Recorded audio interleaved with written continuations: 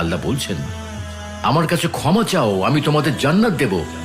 মোটেও দেরি করো না, এক্ষুনি চাও, আমি তোমাদের দিয়ে দেব। দ্রুত ছুটে চলো আমার জান্নাতের দিকে। আমার জান্নাত পৃথিবীর মতো এত ছোট কিছু নয়, এত সংকীর্ণ নয় যে তোমাকে সেখানে গাদাগাদি করে থাকতে হবে, বায়ু দূষণের শিকার হতে হবে। আমার জান্নাত এত প্রশস্ত, 7 আসমান আর জমিন জুড়ে তার বিস্তৃতি। আমার এই জান্নাত তাদের জন্য যারা আমাকে ভয় করে, আবার আমার অনিঃশেষ রহমতেরও আশা করে। আমার জান্নাত নশ্বর পৃথিবীর মতো ক্ষণস্থায়ী নয়। পৃথিবীতে তোমাদের জীবন বড় অনিশ্চিত, কে কখন চলে যাবে তার কোনো নিশ্চয়তা নেই। অথচ আমার জান্নাতে তোমরা চিরকাল বসবাস করবে সুখে, শান্তিতে, নিশ্চিন্তে।